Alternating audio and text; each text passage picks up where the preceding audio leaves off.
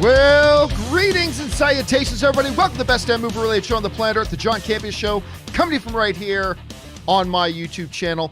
I am, of course, your host, John Campea, and it is an awesome honor and privilege, as it is every day, to have you, our international friends, gather around as we talk about our favorite things in the world: movies, movie news, TV, streaming, all sorts of good stuff. And guys, you made it through to the end of another week. Congratulations. It's Friday, ladies and gentlemen. I hope you've got a great weekend planned ahead of you. And joining us here on this glorious day is one Mr. Robert Meyer Burnett. Robert, how you doing today, sir? John, it's another Friday. We got through another week, and new movies open in the theater. Cruella and A Quiet Place 2. Are we getting back to normal, John? Maybe a little bit. Maybe just a little bit. You know, it's funny you mentioned the theaters. Of course, I put my video up. It's on the YouTube channel right now of my straight out of the theater reaction to A Quiet Place 2. And I won't repeat the whole thing, but oh man, that's a good movie. It's a really good movie. It lived up to my expectations, Rob. It lived up to my personal hype. And you know, the hype was great for me. It was an enormous amount of hype for me. I had a super Your good time number one watching. movie of the year, dude. At least in 2018 it was. It will be again, maybe, but it was so good. I had a good time. Again, if you guys are interested in my thoughts on A Quiet Place 2, go and check out my right out of the theater reaction. It's up there on my YouTube channel right now. And I had a tremendously good time. It's a nice, crisp, like hour, 35 minutes. Nice and tight. It's one of the few movies that the movie ended and I thought, could have used maybe another 10 or 15 minutes added on. Normally, I feel like movies should shave out 10 or 15 minutes to make it tighter and flow better.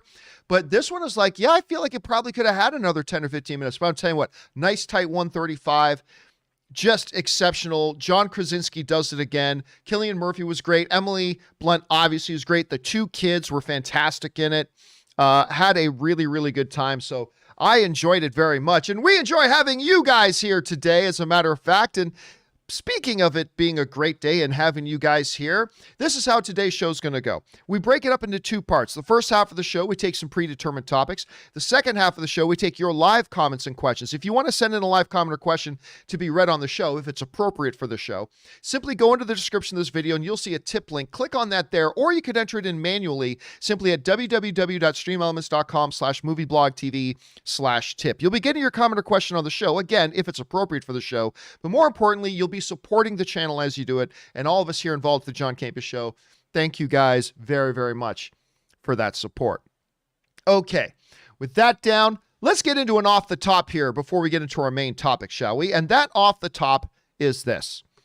You know, Rob, a movie that has come out, a comic book movie that has come out in recent years that I loved a lot more than most people did. But I was completely taken by it, fell in love with it, thoroughly entertained by it, went to the theaters to see it like 3 or 4 times, was Shazam. I thought Shazam was fantastic. It was funny. It was heartwarming. I thought Mark Strong was great. It did a little bit of mythology building. I thought the kids were fantastic. I loved Shazam. I thought it was absolutely time. One of the best, I think maybe my second favorite DCEU movie, Rob. Wow. Maybe third. Look, so obviously Man of Steel is number one. And then either the original Wonder Woman or Shazam. It's close. It's close. I'll say Shazam is my second favorite DCU movie. But that being said, we've known for a while, we've been waiting forever for them to get going on Shazam 2. Well, now it's done. Production has officially begun on Shazam, Fury of the Gods. They are now up and running in Atlanta. I believe it was the lead guy himself, Zachary Levi, took to social media and says, Shazam, I won't read this at length, but Shazam, Fury of the Gods, this comes to us from Zach Levi, is officially underway. So grateful to Warner Brothers Pictures, New Line Cinema, DC Comics, et al. For seeing the 16-year-old inside me and believing he could be their big red cheese. Actually, 16-year-old me would be shitting himself if he knew what the future was going to hold. So, I mean, they are now up and running. And of course, Rob, we've had some great news lately about, some additional cast, including a Helen Mirren is going to be, it's just Great. I want to see more of the Shazam family. I want to see more of Zach Levi. I thought the kids were great in it. I'm very excited. It's finally up and running. Because, Rob, it just felt like forever we were waiting for, dear heavens, when is Black Adam? I think Black Adam was announced before the first Shazam movie was even announced. And now we're shooting Shazam 2 already. That's shooting at the same, but Black Adam is now shooting. Shazam 2 is now shooting. It's a good time. Rob, like, where's your anticipation? Like, I know you didn't like Shazam quite as much as I did, but right now, where's your anticipation level for a Shazam 2? Well, to be honest, I'm more excited about it now because I really did like the introduction of the Marvel family. And when I was a kid, I really liked all of those characters. I love the Marvel family. It was Earth S in the DC universe. So, look, I'm hoping it's great. For me, Shazam tonally was all over the place, and I think now I'll bet this one, John. I'm expecting the Empire Strikes Back of the Shazam series. That's what I'm expecting, and with Black Adam happening too, I hope there's some synergy there. I hope there's let's say some kind of crossover, maybe an end credits tag or something, because I'm expecting that's what the third film is going to be about. If he doesn't make an appearance in this movie, because why wouldn't he? So I'm expecting big things, John. Big things, especially a hot toy of Shazam. Why don't I have a hot toy? They don't have one yet? They don't have one of those yet? No, they do not. Huh, that's interesting. It also, you got to remember too, that in the first Shazam, we did have a little bit of Dwayne The Rock Johnson as Black Adam, little teaser there, and the whole little virtual sort of thing. So anyway, question is for you guys. What do you think about this new Shazam 2 is now officially in production? I'm personally very excited about it, even if y'all aren't as excited as me. Whatever you guys are thinking, jump down into the comment section below and let us know your thoughts. Okay, guys. With that down, let's now move on to our main topics today, shall we? And how do we select our main topics here on the John Campea Show? Well, it's really rather simple. You see, you guys select our main topics. Whenever you come across a big topic, issue, or story that you think we should cover as a main issue here on the John Campea Show, just go anytime 24/7 over to www.thejohncampeashow.com/contact. Once you guys get there, you're going to see a form. Fill it out with your topic or question. It's absolutely free. Hit submit. And then maybe, just maybe, you might see your submission featured as a main topic here on the John Campea Show. With that down, hey, Rob, what is our first main topic today? Well, John, our first main topic comes from Steve Calderon, who says, it's been reported that Todd Phillips is returning to co-write Joker 2. I enjoyed Joker, and I loved Joaquin Phoenix's performance. However, for me, I don't want a sequel because I feel it might not be as great like the first one. Instead, I want to see the villain return with a different actor in a future sequel of Matt Reeves' The Batman. Do you think there should be a Joker sequel? Well, John, I'll tell you something. Joe Blow writes this. Naturally, you can't expect a film to make that much cold hard cash and not have the studio consider a sequel. And as both Todd Phillips and Joaquin Phoenix have previously expressed a willingness to at least consider returning, it may be only a matter of time before we see Arthur Fleck once again. Buried in a Hollywood Reporter report listing Hollywood's most powerful lawyers was the tidbit that Todd Phillips has apparently, quote, struck a deal to co-write the next Joker installment. Well, John, you know what? I mean, if you're Warner Brothers and I was Warner Brothers and we made a movie that cost $65 million but made over $1 billion at the worldwide box office, I think both of you would call each other up the next day and say, bruh. Yes, we would. I think it's time we get Todd Phillips to at least explore other stories that we can tell about Arthur Fleck and bring Joaquin Phoenix back, because that's one of the most profitable movies Warner Brothers has ever made. So I think it would be silly to not expect them to at least explore the idea, even if you had to pay Todd Phillips millions of dollars to write that spec script. Well, it wouldn't be spec because you're paying him. Why wouldn't you? I mean, the guy won an Academy Award for this role. It makes $1 billion. I don't know in what universe would you not?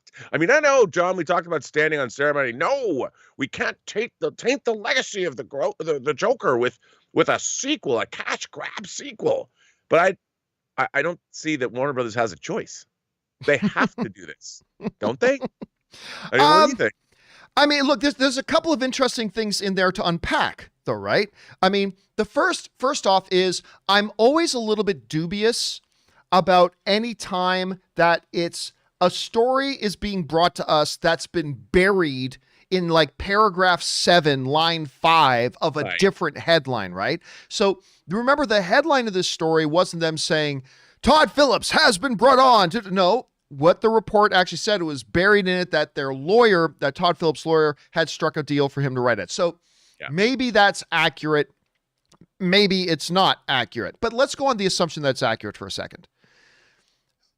Listen, I am with the person who wrote in. I don't think they should do a second Joker movie.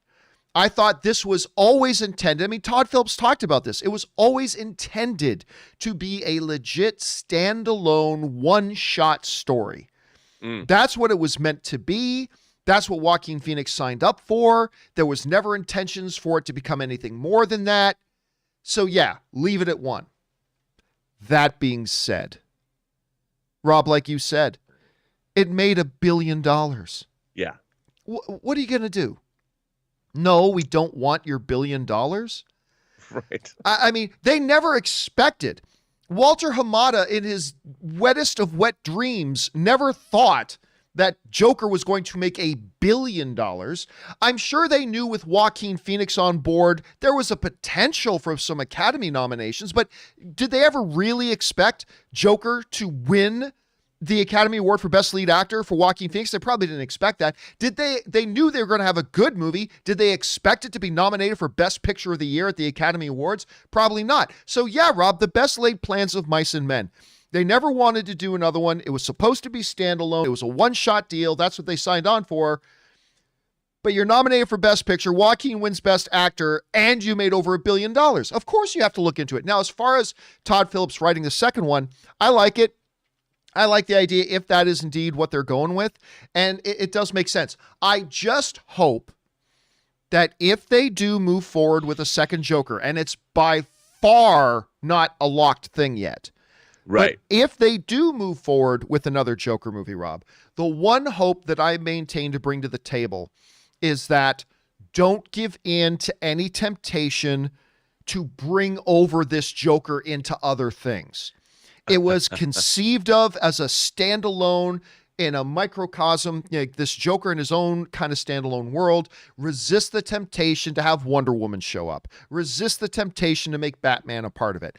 Keep it focused on Joker and this iteration of Joker. Keep it as an Elseworlds thing. And as long as they do that, then I think they're cool. I think they're cool. But if they give in to the pressure of make it part of a shared cinematic universe, then I think it's going to lose everything that made it special. I don't know. What do you think? Yeah, I agree with you. I think that was the fascinating part. Sure, did they have Thomas Wayne in the movie? Yes. But the problem is everybody will be waiting for a Batman to show up. And I think that what made the Joker so interesting is it wasn't just an examination of the Joker. It worked as an examination of our entire culture and how we're dealing with mental illness. And it had a lot to say as our homeless crisis in this country explodes. I think Joker had a lot to, even teach us or make us think about where we're at. I don't mean to get too highfalutin, but as a people. Very philosophical, Rob. I think that's what it had to deal with. And what happens when mental illness is left unchecked? And I think in a way, a second Joker excites me because of what could result from it. I mean, if you continue that examination and turn a lens onto our own culture, I think that a sequel to Joker could be pretty incendiary, and it could what build on the first movie and give us something that is going to be pretty compelling. I agree. Well, the question is for you guys. What do you think about this whole idea of maybe Todd Phillips doing a Joker 2, the whole concept of a Joker 2 right now? How are you feeling about it? Jump on down into the comment section below and let us know your thoughts. Okay, guys. With that down, let's move on to main topic number 2, shall we? And our second main topic today gets submitted to us by Maxie S., who writes, "Hi, John and crew. We have been waiting a long time for Wes Anderson's The French Dispatch. It will debut at the Cannes Film Festival this summer and will be released to the general public in late October. This signals that Searchlight Pictures has confidence in it. It has another awards contender on its hands. What do you think? Thanks, and bring on the filthy. All right, thanks a lot for saying that in, Maxie. And yeah, Rob, listen, one of the more notable films that had been really affected by the whole pandemic thing. Of course, a lot of films have, but one of the notable ones was The French Dispatch. They were getting ready to release this thing. Obviously, it got pressed. Wes Anderson, of course, Royal Tenenbaums, Steve Zissou, like a lot of really good films that he has made. French Dispatch he has coming, and just for the longest time, right up until a week ago, Rob, it didn't even have another release date. They weren't even willing to take a chance on putting out a release date. But now they've set a release date. They're premiering it at some festivals. This comes to us from the folks at Joe Blow, who writes, The French Dispatch was originally expected to have its world premiere at last year's Cannes Film Festival and was slated to open in theaters in the summer of 2020. However, those plans were scrapped due to the pandemic. The 74th Annual Cannes Film Festival kicks off on July 6th with Spike Lee's presiding over the competition jury. And then, of course, it opens in theaters in October. And Rob, a lot of Wes Anderson fans right now are very, very happy. This is one they've been looking for. And listen, by the way, in case we forgot, listen to this cast. All right? Listen to this cast. Award-winning actress and star of The Handmaid's Tale, Elizabeth Moss. The actress who is now in the conversation for the greatest of all time discussion, Frances McDormand. The guy who I believe has the potential to be the next Daniel Day-Lewis, Timothée Chalamet. Multiple Academy Award nominated actress, Saoirse Ronan.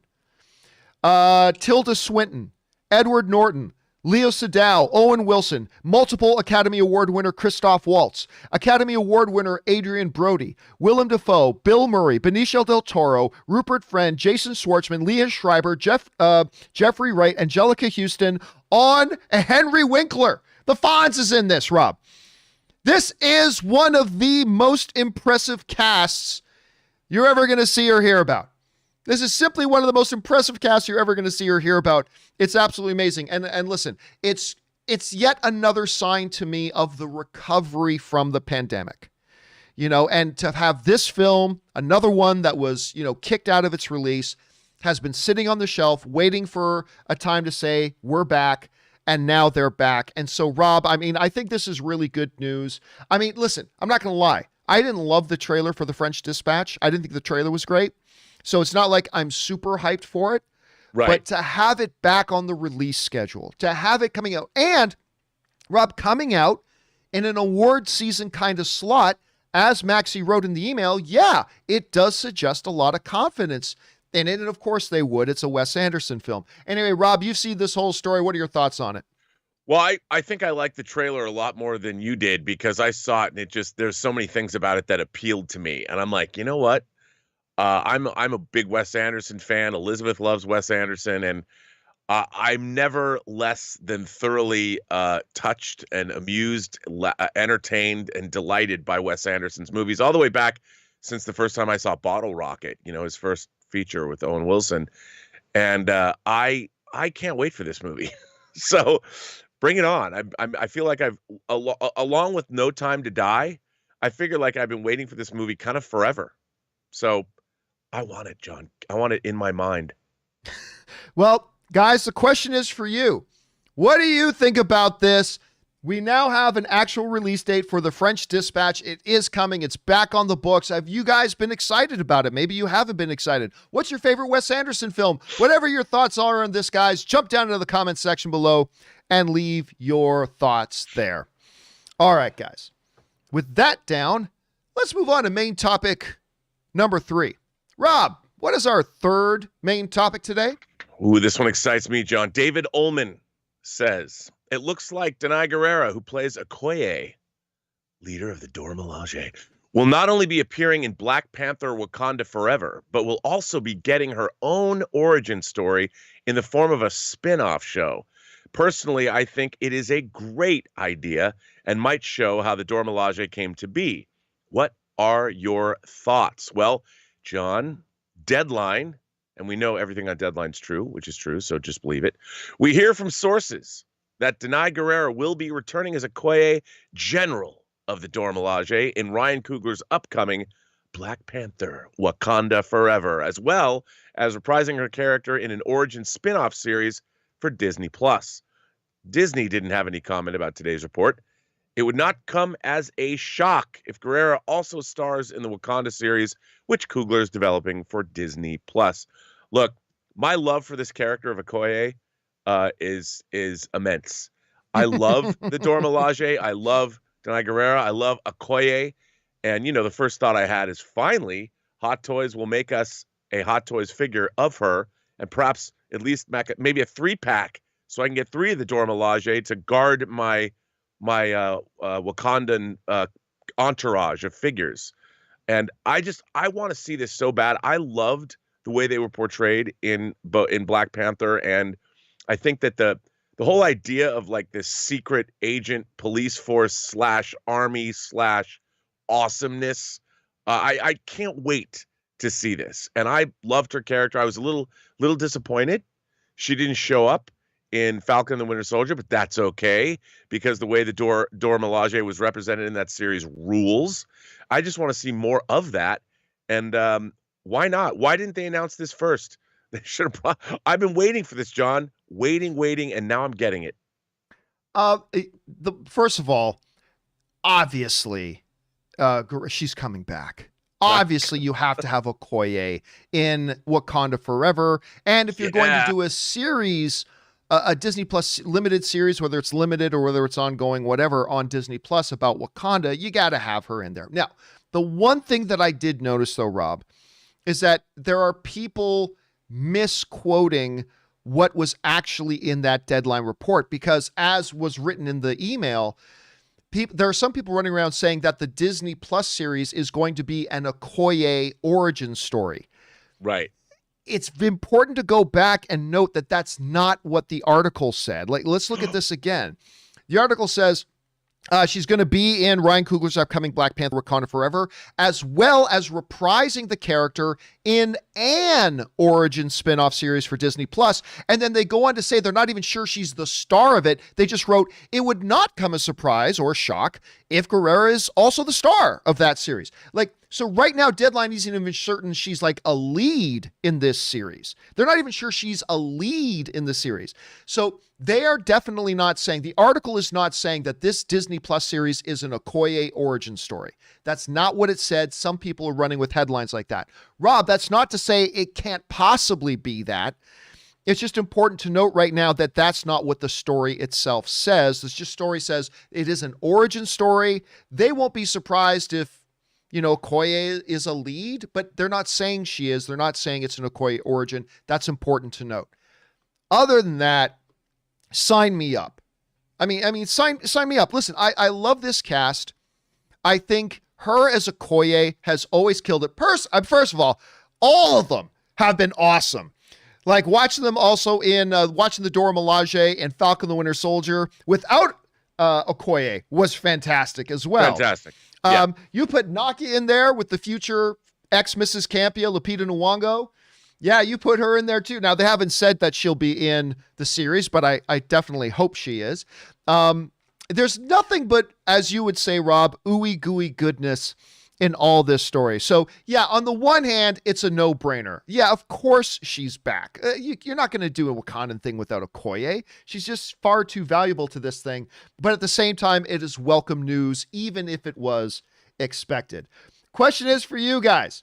What do you think about this news about having Denai being back in both the movie and in the television series, even if we're not quite sure what the television series is right now? And by the way, Iconic Reaction sends in a super chat badge in the live chat. Thank you, Iconic. What do you guys think about that? Jump on down into the comment section below and let us know your thoughts. Okay, guys. With that down, let's move on to main topic number 4. And our fourth main topic today gets submitted to us by Darren Dobeck, who writes, "Hey, John and Rob, I know Rob is very excited about Moon Knight, and we've known for a long time now that Oscar Isaac is going to be playing the main role. But I didn't realize it wasn't actually official until today. I just read that Marvel has finally officially announced that Isaac is playing the title character. Does the delay mean that Oscar's role was in doubt? Why so late in making it official? All right, thanks a lot for saying that in, Darren. And yeah, you want to talk about the worst kept secret in Hollywood? Oscar Isaac is going to be Moon Knight. We've known about it for months. We have talked about it for months. As a matter of fact, we've known about it and talked about it for so long, I think all of us, admittedly, me included, have just assumed that it had already been made official. But as Variety is pointing out, it really hadn't been official until now. This comes to us from the folks over there at Variety who write, 7 months after Variety first broke the news that Isaac was in talks to star in Marvel's Studios' upcoming Disney series Moon Knight, Marvel has finally confirmed that the 42-year-old actor will headline the project. Naturally, Marvel did so via a tweet that reads, "We are Moon Knight, Oscar Isaac." A sly tip of the hat to the fact that Isaac's character, elite soldier and mercenary Mark Spector, has multiple distinctive personalities. I know Rob's going to love that part. Anyway, which he develops after he becomes the embodiment of, I always mispronounce this, Khonshu, the Egyptian god of the moon. All right, that comes to us again from Variety. In asking the question, okay, we've known about it for so long, we've talked about it for so long, why did it take so long for them to actually finally come out and just officially make it official? There could be a couple of reasons involved, and everything we're about to say is pure speculation. So let's speculate for a minute. One thing is that, yeah, they in principle had an agreement, but I suspect there may have been some details that they were hung up on that they had to still work out. I mean, obviously, Rob, Oscar Isaac has been putting out social media posts about him working out, getting in shape for Moon Knight. I mean, so clearly he's believed for a long time that he's doing it. But I think, Marvel is always a little bit more apprehensive about jumping the gun. Like other studios will, hey, as soon as they're talking about a movie project, they make official announcements. Marvel plays it a little bit more closer to the vest. And so they wanted to make sure every I was dotted, every T was crossed, everything is 100% finalized so they don't get egg on their face. Because listen, Marvel has had egg on their face before. Hey, everybody, Edgar Wright's directing Ant-Man. Oops. It turned out fine anyway, but still, oops. That happens. It happens even more to other studios, but they like to play a little closer to the vest. So, Rob, the only theory I have right now as to why is this only becoming official news now is because I have a feeling that while they agreed in principle and they knew they were moving forward, there were probably a few details, like nagging details hanging in there that they were still trying to hammer out. That's my only guess. Anyway, Rob, couple things. First, tell me why you think it took so long for this to become official news. And then let me know how you're feeling about the announcement, about Isaac. Where are you at right now with Moon Knight? How would you address that? Well, first of all, I think people need to understand that before anybody announces anything officially in terms of who's doing what and what film, you got to wait for the contracts to be the I's dotted, the T's crossed. And it's one thing, like we always hear about, they've begun talks or whatever. Those talks can take up to a year, depending on hammering out the details. Now, yes, we've heard that a long time ago that he was cast in the role, but maybe Disney and Oscar Isaac's people and Disney, the contracts weren't signed. Everything wasn't fixed, and they're waiting because, they can always fall apart at the 11th hour. Nobody wants to announce. I think it's actually a good thing. No one wants to announce anything until it's actually real, until the contracts are signed, the ink is dry, and we're moving forward. Now, that doesn't mean they weren't moving forward. It just means that everything that they needed to be in place before they announced it officially hadn't come to pass. And this is par for the course. We're just starting to hear more and more about these pending deals way beforehand. We didn't used to hear that, but now we are. So I think it was not a big deal. I just think it just took a while. But the thing is, because Oscar Isaac has to do, as anybody does in these Marvel roles, has to begin training, you can't just, well, he's signed, we're shooting in 2 weeks. this takes a long time. So Yeah. to get in Mark Spector Moon Knight shape, I mean, I'm sure he had to start 6 months in advance. So they knew that this was going to happen. It was probably a done deal, but he had to start training in advance before, and they took that time to make the deal finalized. And so that doesn't surprise me. It's good that it is finalized, which means I think we're a lot further along into the process, and I'll bet production begins very, very soon, which is pretty great. And also, I think that they also wanted to get everybody else, whoever else is in the show, all those ducks in a row. Yeah, that's true too. Yeah. We're going to hear about who else who's going to play Frenchie, if there's Frenchie, who's going to play Marlene. I don't know. Are they going to have Frenchie and Marlene? I have no idea. I don't know who the villains are going to be, so I bet they wanted to get all of that worked out before anything was officially announced. So but that said, I'm so excited. I can't wait. I mean, look, my favorite iteration of Moon Knight, the iteration I fell in love with, was the original run of the comic that was written by Doug Mensch, who was my favorite writer on Master of Kung Fu, which is where Shang-Chi comes from.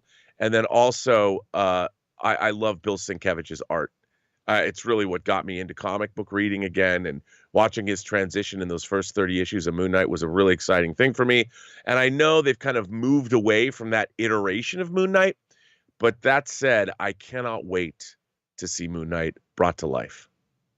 And you have been, I still remember, Rob, I was at D23. I was there in the audience at the Anaheim Convention Center when Kevin Feige took the stage and was rolling off these announcements. We're going to have a Ms. Marvel show. We're going to have a She-Hulk show. We've got Hawkeye coming. And then he said Moon Knight. And I was doing some live tweeting from there as well. And as soon as he said Moon Knight, I'm like, somewhere right now in this great world of ours, Robert Meyer Burnett is sploosing all over everything. And my Twitter feed started filling up with, oh my God, Rob's going to be happy. And that's all I thought about. And so I just cannot wait for this thing to come out. Because I know you've been excited about it. And all the way back to like our original AMC Heroes videos, you talking Moon Knight, and finally it's coming, and now they got it officially locked in. It is Oscar Isaac. Question is for you guys. What do you think about this? Finally, they're making it official. It is indeed Oscar Isaac, even though we've known this for a long time, but apparently now it's 100% done deal. How are you guys feeling about it right now? Jump on down into the comment section below and let us know your thoughts. Okay, guys. With all of that down, let's move on and start taking your live comments and questions, shall we? And we're going to get things started off here with Casey McNatt, who writes, one of two. Hey, John, hope you have fun watching The Quiet Place 2 tonight. I watched that last night. I had a magnificent time watching that movie. It's excellent. Anyway, I will be seeing it tomorrow. My tickets are already booked. I saw the recent trailer for Old. That's the new M. Night movie. And I got to admit, M. Night movies are hit and miss. He has more misses than hits. And Old has an interesting premise. I just hope it doesn't become another Happening. No, I agree, because the trailers for Happening were pretty good, Rob. The trailers for Happening were pretty good. You weren't on the show yesterday. Aaron and I were talking about the new trailer for Old. I got to say, I liked it a lot. Listen, M. Night he's had a resurgence. He's had a resurgence. It started with The Visit that he did with Catherine Hahn, which was a really solid, nice little movie. Then I believe it was Split. And then, then he did Glass. Glass wasn't so great. I mean, I was disappointed in Glass, but still, he's kind of gotten his feet back in the game. You know what I mean?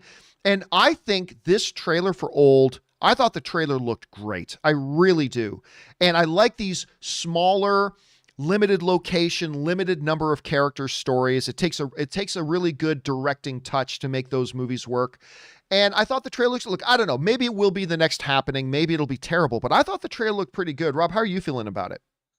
Dude, Old is actually based on a French graphic novel that M. Night Shyamalan purchased.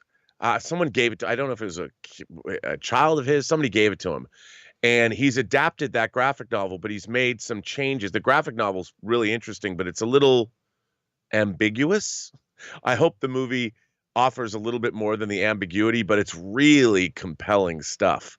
And I thought the second trailer, I mean, it gets bonkers, And I love new ideas that very Twilight Zone-esque. I mean, you're on a beach that causes you to age rapidly, and all the things that might entail are here. And I'm like, man, I love that idea because it's so off the wall yet so cool.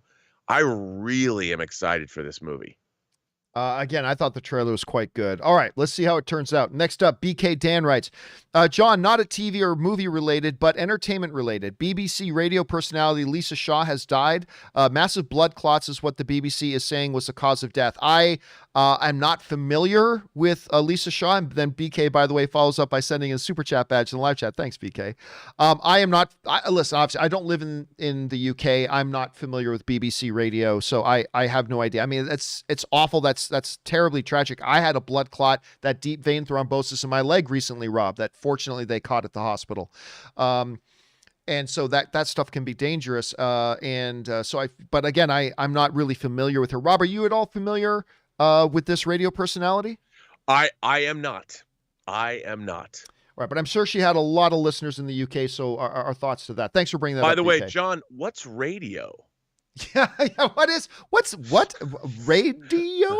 Isn't it that? I'm just kidding. Isn't it that the device you use to listen to your podcasts on that you connect your Bluetooth to? I don't know.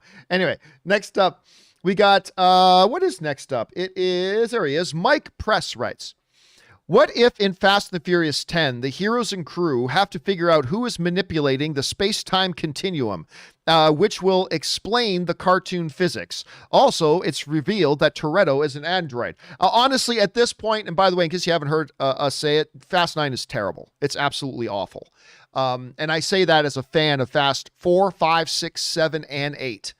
As a fan of all of those, I thought 9 was terrible. Anyway. There's really nowhere left for them to go, Mike, except that. Like, if they're just going to continue on this trajectory, the next thing is they're going to be finding the Infinity Gauntlet. Toretto's going to be an android.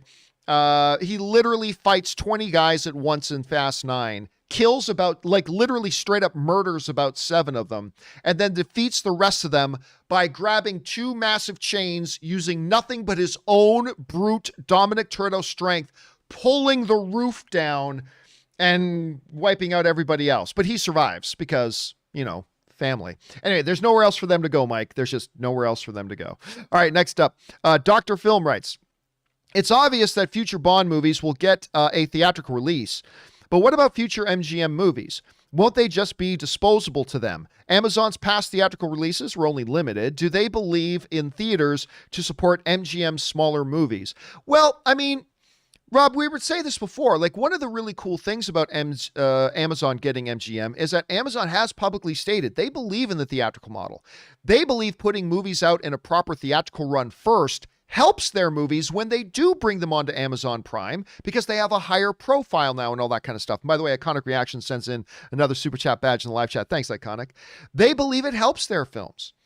And they haven't just done limited releases. They've done some wider stuff and all that kind of thing. So I think, Rob, what we all suspect is that there will be some projects they do with MGM that will be meant to be straight to Amazon Video for sure. But that's to be expected. But I do think they believe, just look at The Big Sick with Kumail Nanjiani. That was a lower budget, and Kumail Nanjiani was not a celebrity name at the time like he is today. But they gave it a decent little marketing campaign. They put it out in theaters. And then they reap the benefits of that by putting it there. So yeah, I think we're going to still see MGM have a lot of titles hit theaters. Some of the smaller ones will probably go straight to Prime, which is to be expected. But I think they're in good hands. I don't know, Rob, what do you think about that? I think it's going to be fine. I think it's awesome. I just read an article that MGM has a deal with Paramount Plus for a while to show their films with a 45-day window. So No Time to Die will be on Paramount Plus after it's in theaters for a while. So, I think it's going to take a while for Amazon to decide what they're going to do with and how they're going to roll out MGM. But, I think that what's most important about a lot of these mergers, especially with MGM has been ailing for, it seems like decades. They've had money problems. They've had restructuring. They've had new people running the studio. I think the best part about Amazon buying MGM is I think they're going to restore the luster to the MGM brand, and assuming they put good people in place, I think we're going to be getting new movies in theaters with that lion roaring in the front, and the movies will have the backing of one of the biggest companies humanity has ever seen. So they're not going to be in the financial straits that they've been in for such a long period of time. And I think that in a way is a good thing. I think it's the best thing for that studio. And I love MGM. As a kid, I loved, well, who doesn't love lions roaring? And I loved seeing an MGM movie. And I used to love when MGM would put out the UA, like the MGM home entertainment product I was buying it from the early 80s. And I'm just so happy to see this for the studio instead of, say, disappearing. Yeah, which is what it was going to do. Yeah. And by the way, Wyatt Bender sends in a super chat badge in the live chat. Thank you, Wyatt. Appreciate that, man. All right, let's move on here. Next up, Bojax writes, "Hey, John, now that you mention it, I could see Martin Scorsese directing a Punisher movie. He'd obviously handle the mob stuff really good, and it would be pretty cool to see what he would do with the Kingpin." Well, I mean, we were talking yesterday about don't put it past Kevin Feige and Marty Scorsese at some point. Well, I mean, with all the comments Martin Scorsese has made about comic book movies in the MCU, if at some point they announce Martin Scorsese directing Avengers 6 or whatever it is they're going to do, I wouldn't put it past them. But yeah, listen, great directors are great directors. I don't care really about X director directing X movie. I don't really care. All I ever care about is are they talented directors. And listen, however you feel about some of the stuff, some of it pretty dumb, that Martin Scorsese has said over the past year and a half or so, don't pretend like you wouldn't completely crap your drawers if tomorrow you found out Martin Scorsese was going to be directing the next installment of your favorite comic book character. Of course you would. Of course you would. And rightfully so.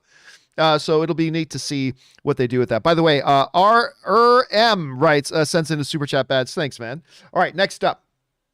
We go to East Coast Maritime Kid, who writes, "Hello from Moncton, New Brunswick, where it was 36 degrees Celsius. That's 97 degrees Fahrenheit for our American friends yesterday. And we have a frost warning tonight. Welcome to Maritime East Coast Canada, ladies and gentlemen." That's kind of it. I don't think you or Rob watched this show, but the SEAL Team Season 4 finale was last night, and I was blown away by how realistic they portrayed post-traumatic stress and the home life of some servicemen and women. I have been a paramedic for 20 years. Awesome, man. Practice for 15, and I completely know how some of that feels. The fact they have actual ex-military members on staff is evident. Also, I'm a huge Marvel fan and can't wait for the movies to come. Eternals, wow. I want to say thank you to the entire team at the John Campea Show. I appreciate all the content every day as I work away in my office. Keep up the great work and the filthy. Well, thank you so much. Writing in from Moncton. A lot of great hockey players come out of Moncton, by the way. Just wanted to throw that in there. As far as SEAL Team, Rob, I can't speak for you. I've never seen Is that the one with David Boreanaz? I believe it is. Okay, I've always been interested in that because I'm a big fan of the show Angel, and I've always liked David, so I'd be curious to see it. But I have never watched it, so I haven't seen the season finale. Honestly, I thought it had like 85 seasons. I feel like that show's been around forever, but I've never seen that myself. And yes, Eternals, wow, can't wait. And thank you, East Coast Maritimer. Yes, we do put in a lot of work doing this show.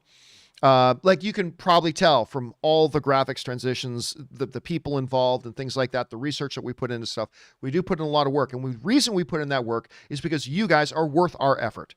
You guys are totally worth us researching this stuff, staying up late, making the graphics, writing the show notes, because you guys are the best audience on YouTube, and you guys deserve every bit of effort that we can put into it. So thank you for being here, East Coast Maritime. Speaking on behalf of Rob and myself, we really appreciate you being here and giving us the honor of being one of our viewers. So that's awesome. All right. Next up, we got Roll of the Egg, who writes, one of two. Hey, John and Co. I'm catching up binging the show Prodigal Son. I never started watching that, but I want, because that's the one with Michael Sheen, right? I think Michael Sheen is in that, who plays like the mass murderer and who's in jail and his son is solving crimes. Anyway, I thought it a let's cheer for the serial killer show until I realized I love Dexter. Once I got into it, I was hooked. The cast includes many of my faves, such as Bellamy Young from Scandal, and Kiko Agena from the Gilmore Girls. When I saw Halston Frelin Sage, the Orville, I was done. Though it's a murder of the week show, the writing and acting are great in my books. Ever watch it? If so, your thoughts. Love your show. Let the filthy come forth. Well, if Prodigal Son is the one with Michael Sheen, bad news, it was canceled. I believe I heard just recently that show I think it had 2 seasons and then got canceled. First of all, I love the concept of the show. Like there's this, top crime solver, but he happens to be the son of the most notorious serial killer genius who happens to be in prison, and that's his dad, and he has to go and consult with his dad. I just love the concept of it. Michael Sheen to me is an undervalued treasure in the acting world, in my opinion. So I was always curious about it, but I never did check it out, Rob. So I'm one of the reasons why the show got canceled, I suppose. Did you ever have a chance to watch this show, Rob? I never did. Were you ever interested? Did it catch your fancy or? Well, yeah. I mean, it's gotten to the point where there are so many shows. Like, I'll give you an example. There's a new science fiction show that just got canceled after the first season called Debris.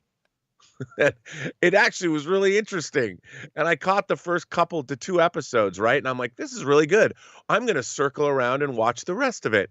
Well, it got canceled by NBC yesterday. And I feel that way about so many shows, not that they're getting canceled, but I might have seen a snippet or I saw David Boreanaz somewhere. Like there's so many things to watch and there's only so much time in the day. And like the amount of things that I've had an interest in getting back into and watching could fill a book. And I feel like I'm never going to get there. I'll be rotting in the grave and I'll still be wanting to see shows. I'm like, oh man, I forgot to watch that as a worm crawls out of my eye socket. Debris, that's one that I thought looked really interesting. I watched the first couple of episodes. I thought, okay, there's some potential here. Yeah. But dude, I'm telling you, as that show progressed, it just never went anywhere. Like there's basically no boundaries of logic. It was just a magic wizarding show that little scrap pieces of metal have all these various magical, indescribable, yeah, they all do different things, and they all do completely completely unreasonable, dumb things. And I never felt like the story was coming together. I like the cast very much. The lead guy was in that Kingdom show with Frank Grillo where he played an MMA fighter. I really liked him in that. I liked the lead girl in it. I thought she was really good. A lot of the cast was great. The premise is interesting. NASA had been tracking an alien spacecraft for years that broke apart, and now the debris of that spacecraft is falling to Earth, and it does strange things, and there's this crack team charged with tracking down all the various pieces of debris. That's a great setup for a show. Yeah. And it just, I honestly, I think I just skipped the last 2 or 3 episodes. I finally just tapped out on it. So I'm not John, surprised it got canceled. There is a silver lining. So yesterday, NBC canceled Debris, but you know what they haven't canceled yet? Manifest? Yes, sir. They were speaking of Debris and Manifest in the same sentence, and I'm like, wow. And let me tell you, Manifest continues to not disappoint. If you want to watch a show with what I call an impossible premise, I just look at that show and shake my head every time I watch it. My God, that cast deserves a special SAG award for continuing to sell immense heaps of gobbledygook. All right, next up, gobbledygook and all. James Argenta writes, FYI, the last episode of Superman and Lois is episode 7 of 15. Okay, with season 2 starting in early 2022. The title of episode 7 had a huge spoiler hidden in plain sight. The title was Man of Steel. Over under 20%, John Cryer appears as Lex by episode 20 of the series. I'm going to go under 20 because they seem to be working very hard to keep this separate from all the other CW stuff. So I'm not going to say 0. I'm not sitting here saying, definitely take it to the bank. You're not going to see John Cryer's Lex Luthor. But I do think it's unlikely. So my guess would be under 20%. Yeah, I didn't know. When suddenly somebody told me that episode 7 was the finale. I'm like, really? Just 7 episodes for a CW show? But now you're saying there's actually more to come, which is fine. So yeah, listen, it's been a number of days now. Rob, the big reveal in what I thought was great. I heard some people saw the episode before I did saying they were a little bit iffy on the big twist and reveal, but I thought it was great. So this season, there's been this guy that we think has been Lex Luthor from another Earth, from another dimension, right? Turns out in this final episode, they reveal this guy isn't a Luthor. Nope. His real name is John Henry Irons. And then, so some people are just like, you know, the dude from Guardians of the Galaxy. Who? Whereas some of us were like, oh, I never thought they'd go that way. I never thought they'd bring Steel. Nope. Into it. But Shaquille O'Neal, like he can come back in. Bring him back in there. Older self. But dude, I'm telling you, as soon as they said his name, I'm like, you know what? This could be really cool. Yep. And I never would have thought in a million years they'd bring this character in, but they did. And I it's pretty damn great. I actually liked it. I like that twist very, very much. I had to think about it for a second, but I'm like, you know what? Yeah, I'm into this. Okay, there are more episodes to come. I didn't know that. It's good to know. All right, let's move on here. That was James Argenta. Next one up, Mr. Bridian writes, "Hey, John and Rob, completely disagree with the Craven casting. Maybe it's your Canadian sensibilities. I mean, going by your highbrow logic, ex-actor that is good can do the role. Means that Dustin Hoffman would have been fine as Michael in The Godfather. No, are you fucking out of your mind? You don't think Dustin Hoffman could have done a good job as Michael in The Godfather? Are you fucking insane? Of course he could have done a perfectly good job in that role. Am I saying he would have been Al Pacino? I'm not saying it would have been as good as Al Pacino, but if you don't think an actor of the caliber of Dustin Hoffman could have been done in that role, if he had, then today you'd be saying the opposite thing. Are you saying that Al Pacino could have been in The Godfather?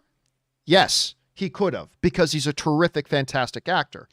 And that's fine. Listen, acting choices are perfectly, it's very, very subjective, Rob, as to what we do or do not like and who we would like to see in a role and who we wouldn't. And that's all good. We can like somebody in a role. We cannot like somebody in a role. To me, it always just comes down to, are you getting a talented actor? Because I haven't read the script.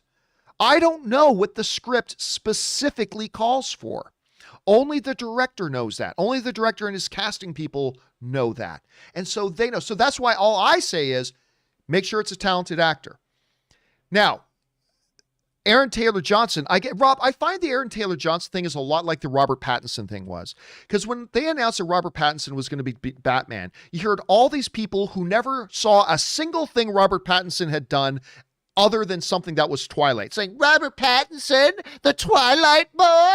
And it's like every single conversation I had, Rob, with anybody was, you didn't see High Life, did you?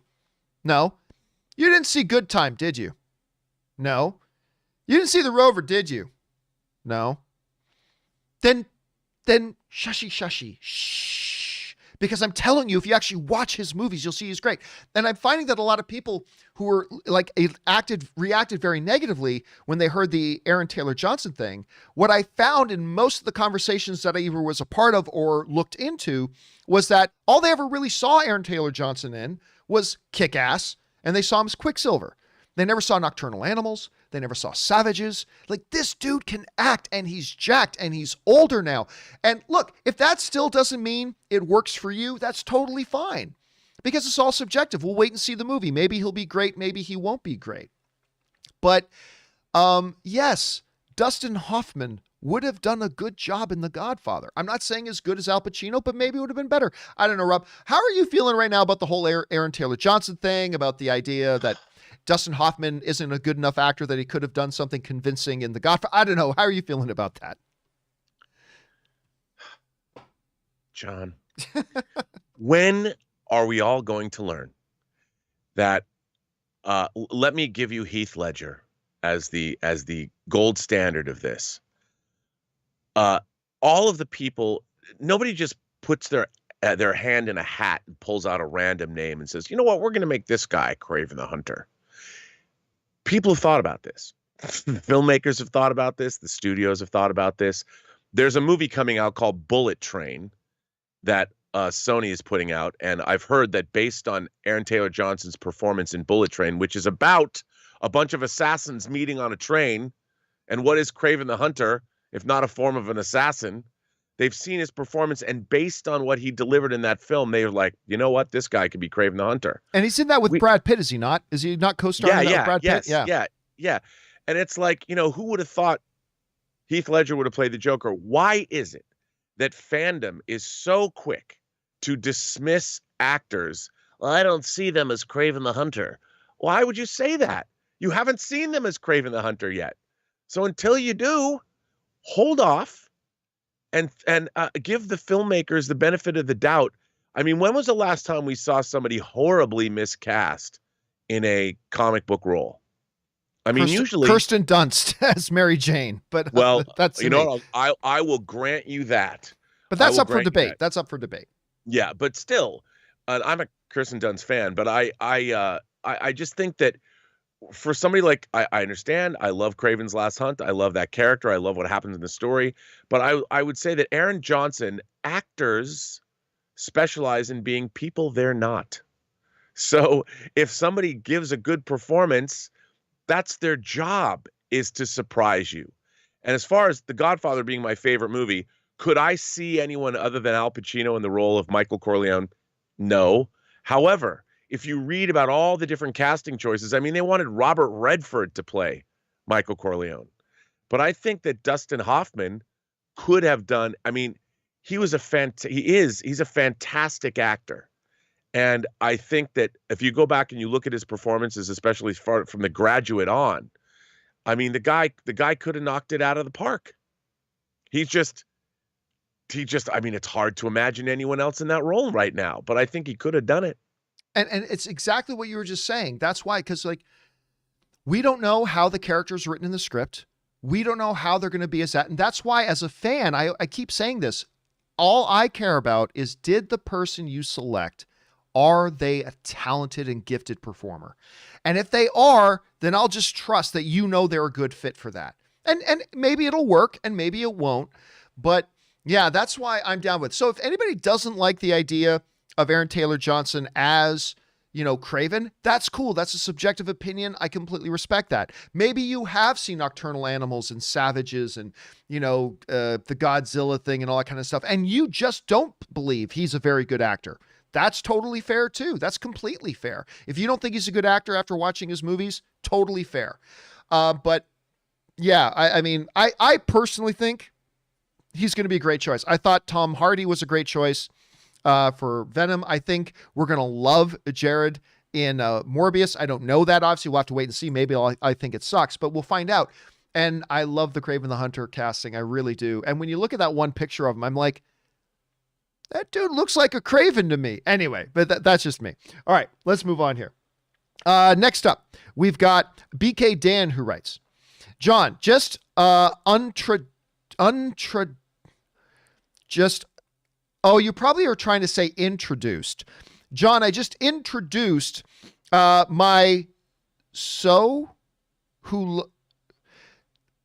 John just introduced my son. Guys, please proofread before hitting send. Just introduced my son, who loves Shakespeare, to Romeo and Juliet starring Leonardo DiCaprio, 1996. He loved it. Recommended to anyone who likes the play from Shakespeare. Rob, that Shakespeare, that Romeo and Juliet, because you also got Claire Danes in that, which is where, I think America fell in love with Claire Danes in that, even though she was around. And of course, I love Claire Danes in Stardust. Anyway, but it was the first, I know this wasn't the first movie to do this, Rob, but it was the first time I had seen it, where they took the word for word Shakespearean text of Romeo and Juliet, but they recited all those words in a completely modern context. And like, when they would say, draw your sword, well, they were guns, but then they would do a close-up and see that the brand name of the gun was sword. Drawing your swords. And they did it all with the original text, but in a modern visual context. And I know that had been done before, but it was the first time I had ever seen it. And I really appreciated that. And dude, all I can say, listen, When I have a kid, I'm just going to be happy if they can count to 6. You have a kid that has an appreciation for Shakespeare. So you're already ahead of me and my. Rob, do you remember that Romeo and Juliet? What are your memories of it? Dude, I love that movie. I've always called it the Blade Runner of Shakespeare adaptations. I love that movie. I love the cast. I love the music. I love everything about that. And I think, the one thing about Shakespeare is that when I first encountered Shakespeare, it was in school, probably elementary school. And I remember it was so difficult at first to read because of the language. The Old English that Shakespeare used has obviously changed. And I think seeing visualizations of stories like this, especially, a modern spin on it, really helps, especially younger audiences, understand what's actually happening. Like, I didn't understand that. Do you bite your thumb at me, sir? What does that mean? But when you see it, there's that great scene at the gas station where they introduce the whole Capulet Montague rift, like the Hatfields and the McCoys. I mean, who would have thought that that's how they would have staged it? But Baz Luhrmann is some kind of crazy mad genius. And I watched it with a big smile on my face. And I loved it because, there's a lot of the text was retained, but it helps you really understand the story. Plus it was, it's this awesome romantic tragedy with two warring families, and what's not to love? And you go back to like Richard III with Ian McKellen is another sort of modern retelling of a great Shakespearean story, but it's done in a modern way where you can really understand what's going on. Or you can look at Kenneth Branagh's Hamlet and get more of a traditional approach, but still something modern that's really accessible. And I'm all for it. But I think anyone who's interested at all in Romeo and Juliet or interested in Shakespeare should watch that movie because it's really helpful to understand where Shakespeare was coming from. And yeah, there's a lot of purists that's like, well, Rob, that would be like listening to an electronic version of, I don't know, Bach. But then you listen to Wendy Carlos's Switched on Bach. I mean, come on, what's not to love? It's electronic Bach. It's awesome. And by the way, the director of Romeo and Juliet, Baz Luhrmann, went on to direct one of my top 20 all-time favorite movies in Moulin Rouge. Then he did a Great Gatsby and a whole bunch of other things. Can make really good movies. He's got that Elvis Presley movie he's got working on that everybody's really excited about too. To see that. I can't wait. That could be pretty cool. All right, next up, Caleb writes, October is going to be a killer's row. Venom 2, then Dune, then Bond, then Halloween, then Last Night in Soho, plus Cry Macho, the Clint movie. Do you think any will move, and if so, which? Well, it's a great question, Caleb, and yes, things are looking great. But Rob, this goes back to conversation that we were having in mid-2020 about how the chaos being caused by the pandemic is not just going to be felt right now in the midst of pandemic with all these movies getting bumped. The chaos is going to continue to be felt once the theaters start to open again, because you're going to have all these movies. First of all, you're going to have all these movies that were already planned for 2021. And now you've got all these migrating movies coming out of 2020 that don't want to get pushed off too far. Like, hey man, this movie was supposed to come out in early 2020. We can't have it coming out in 2023, or you know what I mean?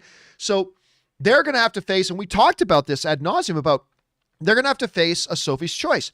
Do we push it off way more than we want to push it off?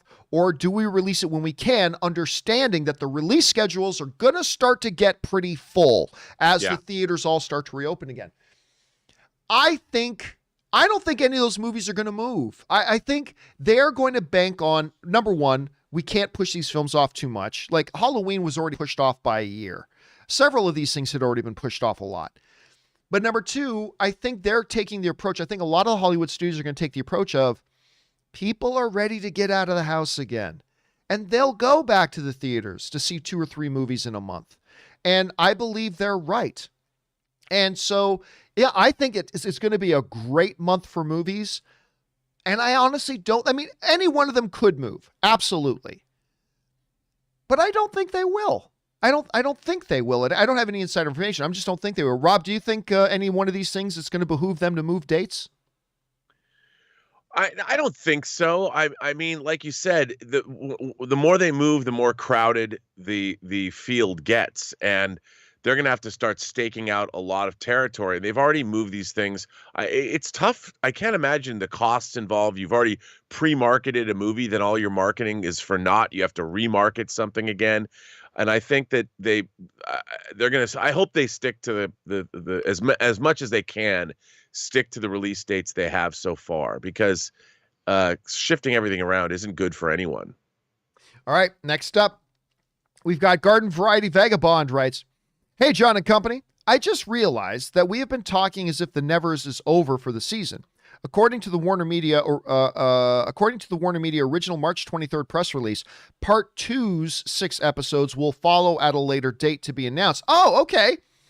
That makes sense. Yeah, because when I found out that last episode of the Nevers was the final episode, I'm like, that was a really short thing. But okay, you're saying there's actually a second part to it. Okay, that's great. Rob, the Nevers for me is an interesting dilemma at the moment, because I wasn't super psyched for it when it was coming out. Then Ann and I started watching it and we really got into it. Like, we really like the Nevers. And then the final episode happened and I was not a fan of the final episode. It actually kind of soured the series for me. Now, granted, if they do have more episodes coming, maybe these new episodes will put a lot of the events of that final episode in better context and it'll be okay with me. But yeah, I was totally on board with this show, loving every episode. And then the final episode hit and I'm like, really? That's what's happening? Mrs. True is actually a soldier from 500 years in the future? I don't know. It could happen. Could happen. Dominic Toretto shows up, I guess, but I don't know, it kind of soured the series. But it'll be interesting to see. Have you even had a chance to start up on the Nevers yet? Were you even interested in it? No, I'm interested because it looks really interesting to me, but I just haven't. Again, there's only so much time in the day, John. Yeah, I know there's so much stuff, but I really would be curious to know your thoughts on the Nevers, because I was very pleasantly surprised by the whole season until the end. I'd really love to know your thoughts on it. So if you get a chance, check it out. All right. Thanks for that, Garden Variety Vagabond, and thanks for giving me that information. I didn't realize that. All right, next up.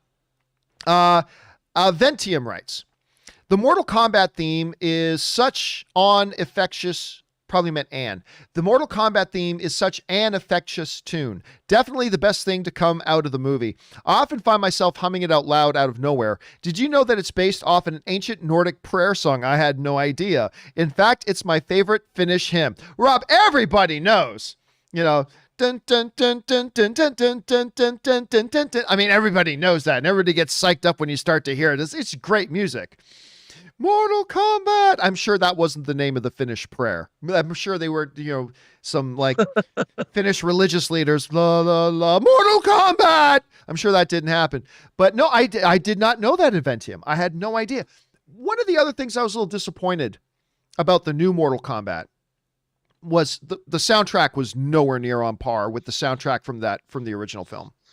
Like, not only the main theme wasn't as good, I didn't think any of the soundtrack was as good as the original soundtrack either, but that was just kind of my take on it. All right, next up. Ryan G writes, where are we at here? Ryan G writes, "Hey, John, have you heard anything about the Jack Reacher TV show coming to Amazon Prime Video, and when is it coming?" I mean, you can do a very simple Google search for that as far as its release date. I don't know. All I know is that Amazon, Rob, does a really great job with their TV stuff. They've done really, really well. I also do know that the dude who played Aquaman in Smallville, I can't remember his name, but the guy who played Arthur Curry in Smallville is our new Jack Reacher. He's a big hulking lad, very different from a Tom Cruise, but I really loved the Tom Cruise Jack Reacher, at least the first one. I didn't like the second one. What was the name of the second one again? Like Jack Reacher Never Again, Never or Never Go Back, or whatever it was. Not very good. It wasn't very good. I really liked the first one though. So all I really know is that we got Arthur Curry from Smallville is the new Jack Reacher. Rob, do you know much about the show beyond that? And are you looking forward to it? Well, I've read a few of the Jack Reacher novels, and what's interesting is the Jack Reacher character is a huge guy. He's like 6'5" or something in the books. And it was funny that Tom Cruise was cast as Reacher because like the Reacher as described would be a foot taller, but I really like the first Jack Reacher movie. And I mean, Werner Herzog and all that. And it was Chris McQuarrie. So what's not to love? But I really am looking forward to the Jack Reacher TV series because I'm hoping that I'll like it as much as I like the Bosch series, which is also based on a series of novels by Michael Connelly. So and Lee Child wrote the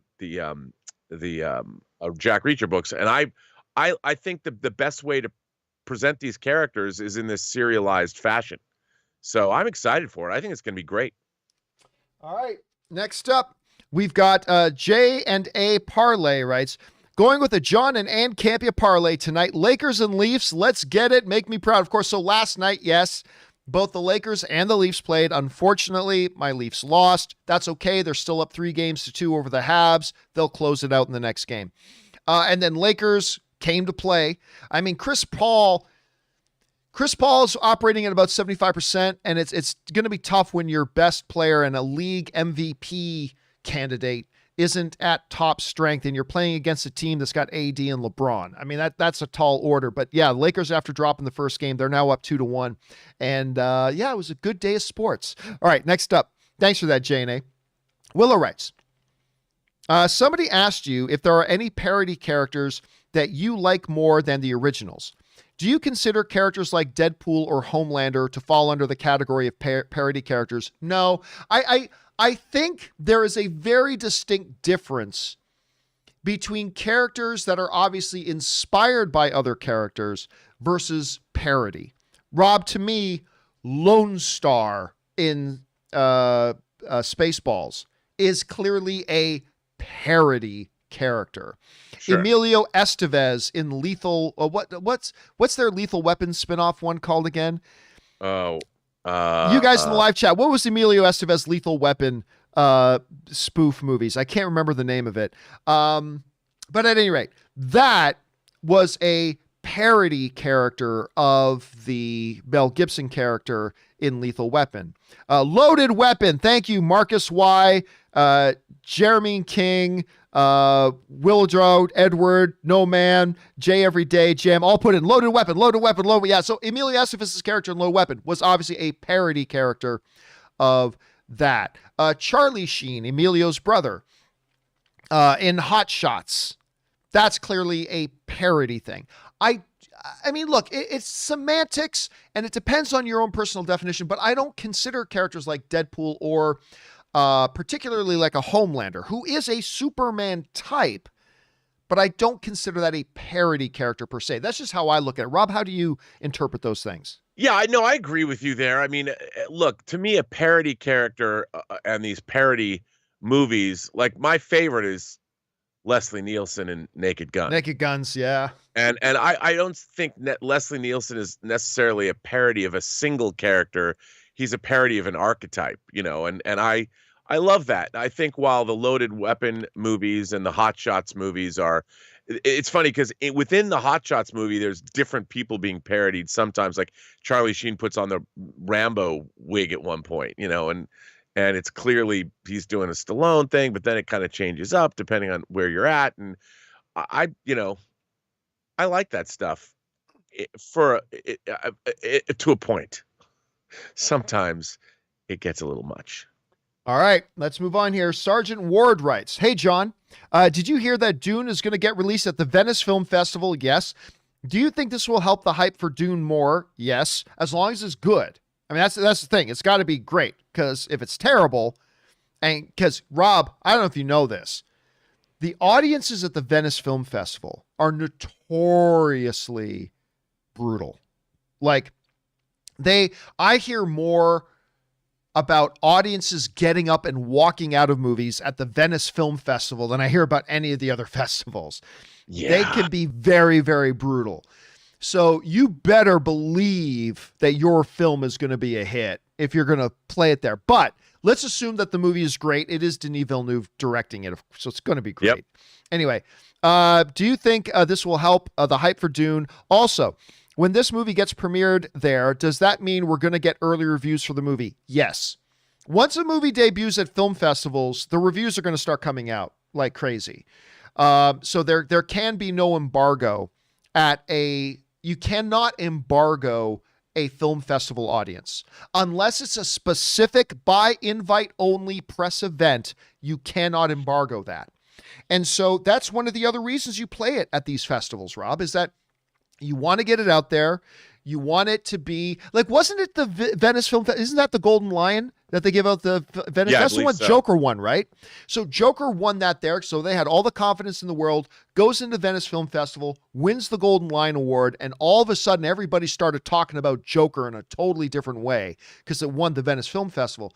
If Dune can go in there and do that as well, it very well could be that kick that it's going to need to get rolling, much like the Joker thing was when it played Venice as well. So I think it bodes very, very well. And yes, as soon as it plays there, we will start seeing reviews and the hype machine will go into full throttle. Rob, what do you think about it debuting in Venice? I mean, I'm deliriously excited for this movie. And I do think the fact that they're putting it out there, it's a big vote of confidence for the film. And I can only, to me, it just makes me more excited. And I think it says a lot about the quality and that the studio's behind it. So I don't think there's any downside. It's my most eagerly awaited movie of the year. And, I've read the screenplay, which I loved. And this cast, I can't wait, dude. I can't wait. All right, let's move on. Next up, Skylar Hillman writes, 1 of 3. Hey, John, I found John Cena's apology. Okay, why the fuck are we talking about what John Cena said about China? Who the F cares? Anyway, let's go on here.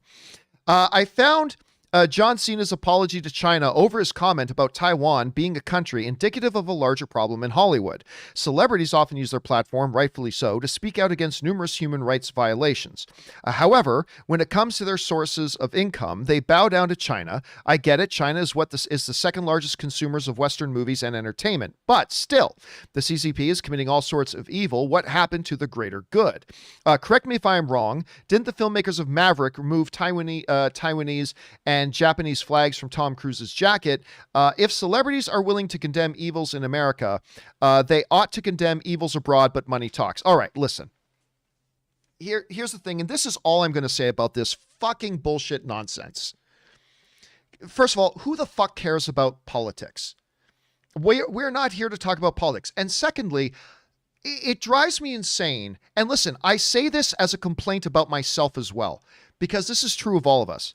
Everybody is an expert on what other people should do. And we're all hypocrites about it. Right? I remember, I think it was around the time.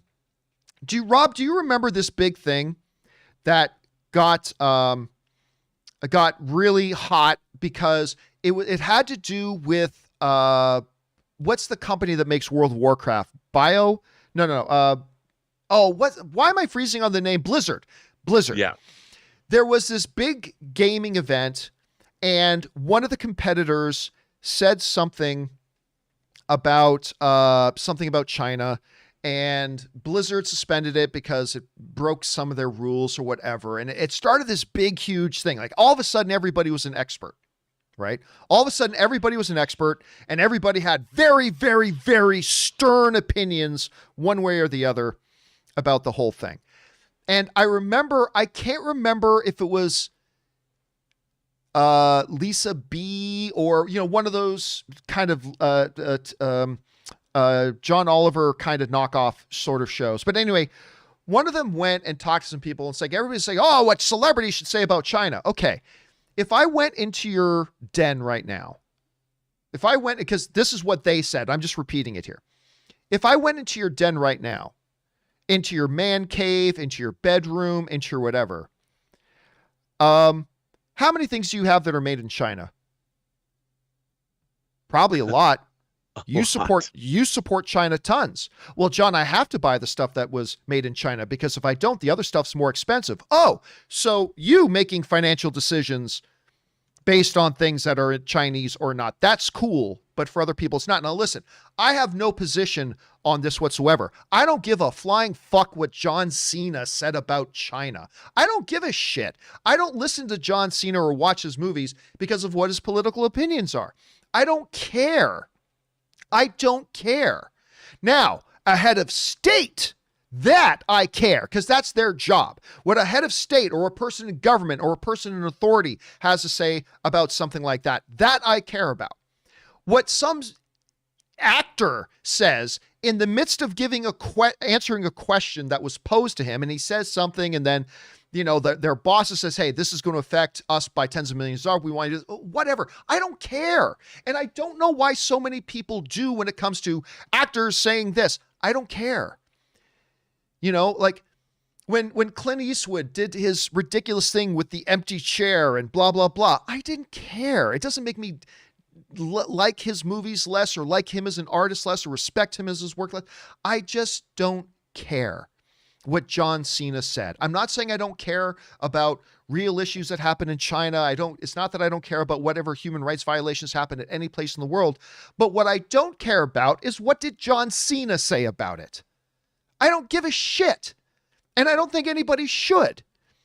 And anybody who does, I would say, as somebody said to me, how many of the things in your thing, how do I support China with the shit that I have in my office? Because I'm looking at least 5 different pieces of technology that I know at least a significant piece of them were made in China. And by buying it, I supported China. Do I feel good about that? Maybe not. But I mean, I don't know. Like everybody wants to make a hill and die on the hill about, well, some celebrity in an interview said something. Why do we care? Why do we care? If Governor so-and-so says something about China, let's pay attention to that and let's care about that. If Senator so-and-so says something about China, let's listen to that and let's care about that. This whole thing about, well, somebody said the wrong thing. It's like, I don't know. Give me a fucking break. I don't really care. I don't know, Rob, what's your take on all this? Well, I'm of, here's the thing. We're not going to solve all the world's problems. And you know who has violated the human rights of people all around the world? The United States. And it's like when you're starting to call out China's human rights violations are long and varied. We know this. But on the other hand, we have to do business with China. We're not in a position where we can't. We can't stand on ceremony. And I think that we live in a very complex, very difficult world these days. And unless people want to back up their outrage all the way to, say, being drafted and going to war against a country over these views, we really need to start thinking about what do we really believe and what do we really think and what is really important and what can we affect. And I don't think John Cena's comments were necessarily a good thing. However, from a business perspective, he did piss off China. And Fast and the Furious is making tens of millions of dollars in China, and they're a business, whether we like it or not, we have to do business with China. We have to. And that's the world that we've built for ourselves. And so he was doing what he needed to do from a business perspective. And from that perspective, I understand why he did it. But are you going to say, no, he shouldn't have? Well, I'd love to live in that world that he didn't have to, but we don't live in that world. And until the world is a utopian, perfect place, certain things have to be done. And until then, and I'm never going to see that in my lifetime, we have to put up with it, whether you want to or not. It's not just the entertainment industry, Rob. It's the entire world. Industry yes. Every American industry that sells a lot of stuff in China. The difference is we don't care about who works for Levi's. We don't care about who works for this chip manufacturer. We don't care about these things. And every industry makes certain compromises to sell to the biggest one, other than the United States, the biggest market in the world. But they don't have cameras in their employees' faces asking them questions about how do you feel about China. And again, I'm going to be very clear. I'm not saying I agree with what John Cena said or did, but it's totally not germane to what we talk about here, and I just don't care. So again, because it's his opinion, John Cena's opinion about that thing is not something we should care about. It's just not. What he thinks about it is irrelevant. And so that's why I really don't care about it. Anyway, by the way, Iconic Reactions also sends in a super chat badge. I appreciate that, man. All right, next up. What do we got next? We've got JR, who tips in like $50. Thank you, JR, for supporting our channel on that level, man. Appreciate that, dude. He writes, Longtime fan, John. I just wanted to personally thank you for all your dedication and commitment to this movie world that we love so much. From the movie blog to AMC, Collider, and all the wonderful people here, Rob, Kimberly, Aaron, Chris Carr, all of your passion has inspired me to pursue my own dream, which is why I have enrolled in and been accepted into the Katy Conservatory School for Film and Arts in Dallas, Texas. That's awesome, man, which is one of the more prestigious film schools not located within California or New York. I will be attending for acting and screenwriting.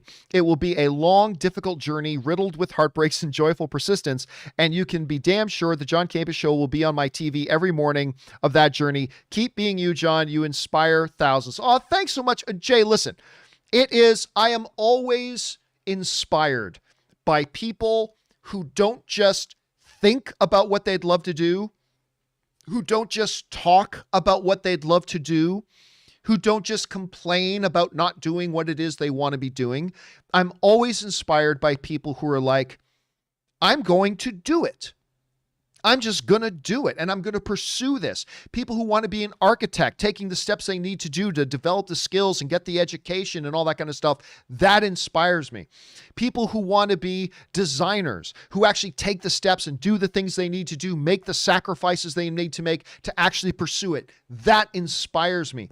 People like you have dreams of the entertainment world, acting or screenwriting, things like that. You're making the sacrifices and you're taking the steps and dedicating the time, and you'll want to put in the work to actually do it and not just talk about it. People like you inspire me. And I am always inspired by people who do stuff like that. And Rob, I know you are too. You and I talk about people who do that all the time, that people don't just think about doing something, they do it.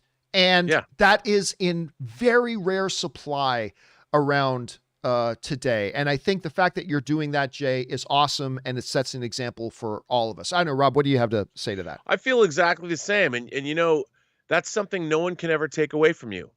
You went out and you did something, you loved something, you decided to set out on a path and you made it happen, and you never know where that path is going to take you. And I love when people do that. I love when people share creativity. They actually go out and make things. And doing that is its own reward. So kudos to you, and we'll keep us updated. Who knows what's going to happen? Maybe John, someone's going to take over for you one day, and it could be that person. It very well could be. The succession of things, circle of life, my friend. All right, thanks a lot for that, JR. And by the way, JR, thank you so much for supporting our channel on that level, man. Really appreciate that, and best of luck in your endeavor, dude. Keep us updated. All right, next up, Anonymous writes, plug. I'm assuming, no, it's JR. Wait a second.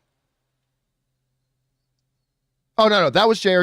I'm assuming this is JR as well, because it's another $50 tip. Who writes, plug. Watch John's film, Movie Trailers, A Love Story on Amazon Prime in the US and UK, and on Vimeo worldwide, 4.7 out of 5 on Amazon. Truly wonderful. If you are a fan in any form of motion picture entertainment, this is the documentary for you. Well, all right. Since you're giving me an opening to do it, we will plug my documentary, Movie Trailers, A Love Story, which is out and available now. You can watch it any country you live in the world. You can watch it on vimeo.com/on-demand/movie trailers.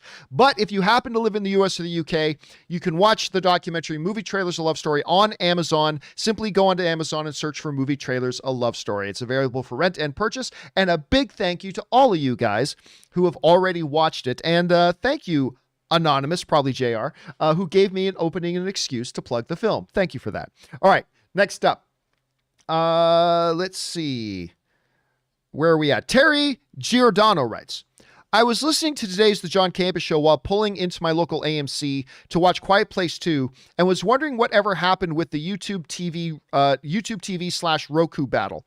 With Amazon purchasing MGM now, I wonder if we will see more battles like this, exclusive stuff on Fire Stick. Well, yeah, I mean, as far as we know, Rob, that battle between YouTube TV and the Roku is still going on. As a matter of fact, some of you might have seen that little video I put up of me and the guys and Ann barbecuing around a fire and watching the NBA basketball playoffs in my backyard.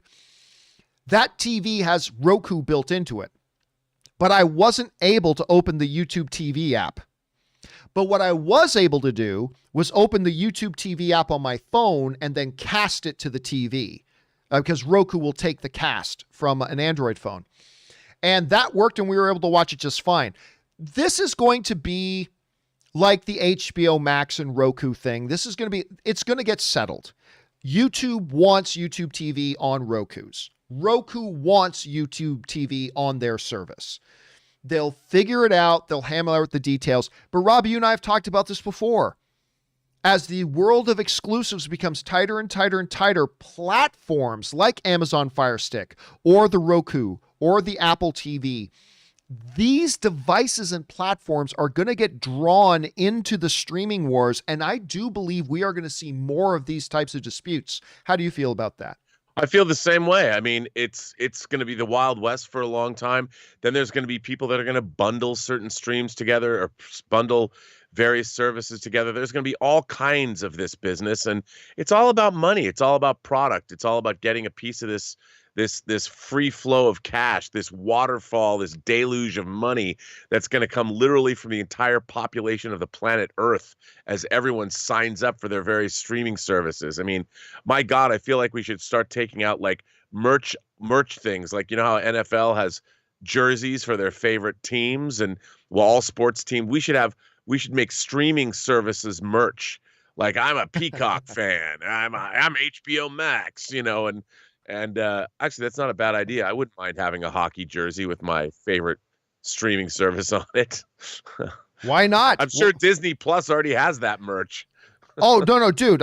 They do already have. I've seen it. They already have that merch. I mean, I've got a Disney Plus hat. Now, granted, they gave it to me for free. I didn't buy it.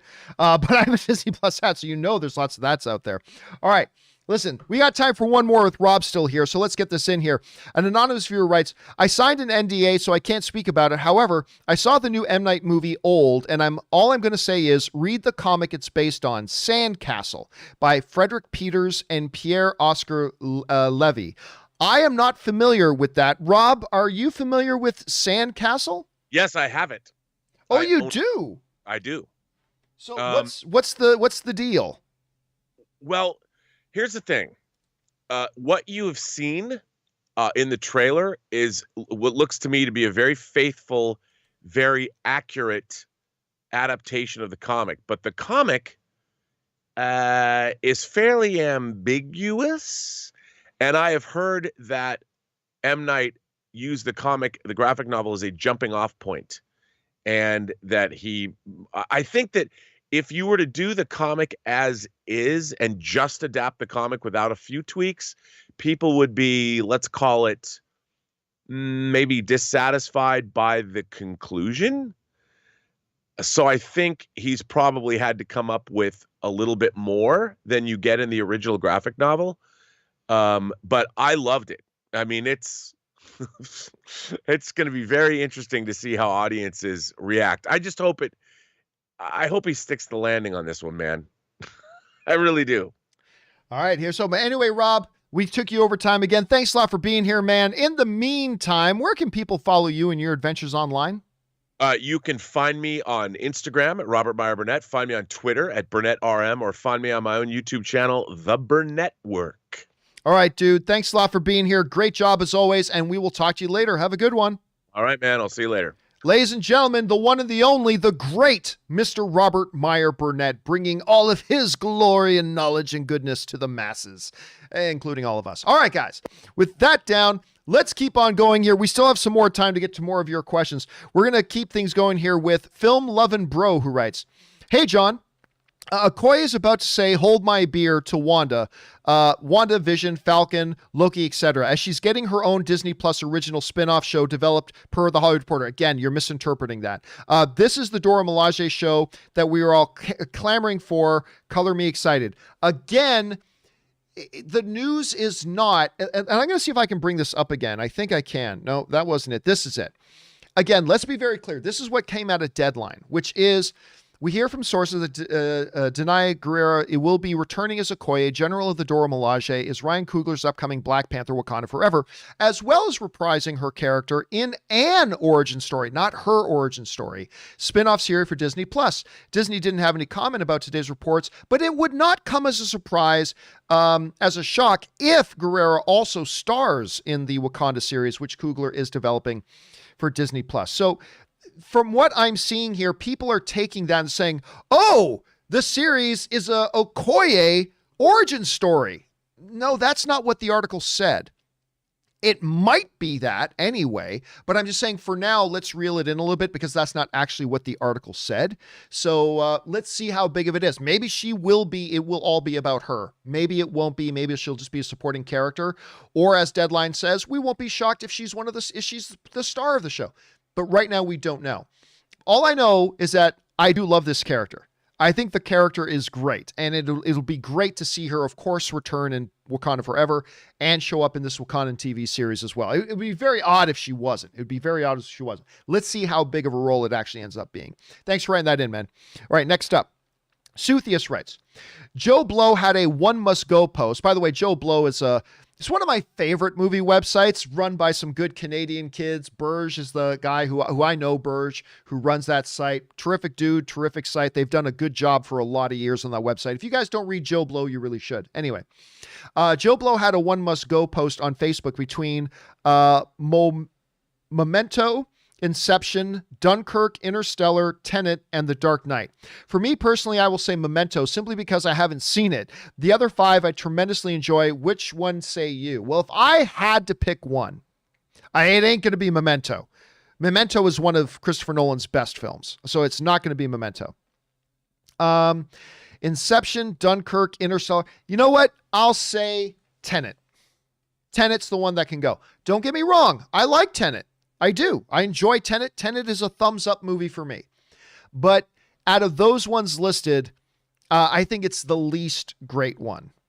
So I'm going to say the one I'll take out of there is, because I'm definitely not touching Memento. I'm definitely not touching Inception, not Dunkirk. If Tenet wasn't on the list, the one I probably would take out is Interstellar. But again, it's like Tenet. I really like Interstellar. It's just the one that I like the least other than Tenet. So Tenet is the one that goes off my, and dude, listen, Suthius, watch Memento. It is fantastic. All right. Next up. Suthius also writes, a couple of days ago, a topic was brought up in regards to an actor/actress and their first role. I was wondering if you could and or would be interested in doing a brief weekly highlight of an actor/actress and what their first role or movie was. Maybe. I mean, I've seen other videos do stuff like that, so it wouldn't be particularly original of me, but I mean, it's not a bad idea, but here's the problem. Unless their first role was in a movie that everybody recognizes, I don't think a lot of people would be particularly interested in. Like, for instance, if we found out that Oscar Isaac, let me just see if I can bring this up here. If we found out that Oscar Isaac's first movie was Alien, by the way, Oscar Isaac is not in Alien, just to be clear. But if we found out that Oscar Isaac's first movie was an Alien. Well, that's an interesting thing. We're going to talk about Oscar Isaac's first movie, Alien. That would be great. However, Oscar Isaac's first role was in something called Illtown.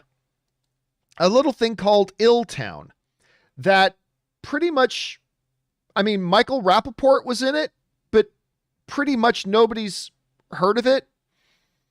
This was Oscar Isaac's first role, wasn't that? So it actually wouldn't be very interesting to talk about it. Again, it's interesting if we find that Oscar Isaac's first role was in The Princess Bride. He was the kid in this, or his first movie was Christopher Reeve's Superman. What if we found out that his first role was Superman 2? Do you remember in Christopher Reeve's Superman 2, there's that kid at Niagara Falls who was like playing on the falls, grabbing the bar, and he slipped and he fell in Superman? What if we found out that that was Oscar Isaac? Well, then that's really cool. And that's really fun. And we can talk about that. But most of the time, it's going to be something like this, where his first role was in a movie that nobody had ever heard about called Illtown. I think it's called Illtown, that nobody's ever heard of and really care about. So then the story's not very interesting. So I like the idea in general, Suthius, but the problem is, unless that actor's first role was something of note, it probably wouldn't be all that interesting for us to talk about. So I don't know, though. It's an interesting idea. I will keep it in mind, Suthius. Thanks for dropping some suggestions my way. I appreciate that, man. All right, next up. We've got Suthius also writes, guys, I think a serious investigation needs to be opened up in regards to all the shenanigans of the film industry in the last few years, from AMC's horrible decisions to the Academy's horrible decisions to Chapek's horrible decisions, etc.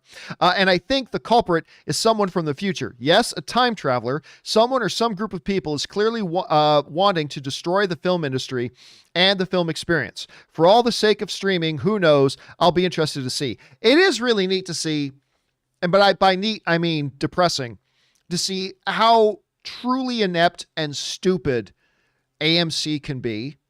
And I say this as a person who loves AMC. They are still my favorite movie chain, but they have done some very, very idiotic things. The Academy, I love the Academy, but oh my God, they have done some really idiotic things. Bob Chapek, the CEO of Disney, I'm a big Disney fan, but oh my God, they are doing some really idiotic things over there. So, yeah, I don't think an investigation per se is needed, but yeah, man, there have been some really stupid decisions being made by some very smart people. That's what it always confuses me. When a stupid person does a stupid thing, it doesn't shock us. But when some really smart people do some really stupid things, that's when it's really more shocking to me than anything else. But that's me. All right, let's see. Next up, that was Suthius. Next up, Your Mama's Llama writes,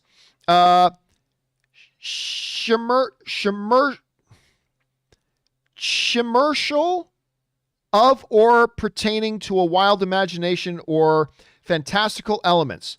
Commercial Canadian. It's a mouthful, but I've never heard of the word commercial.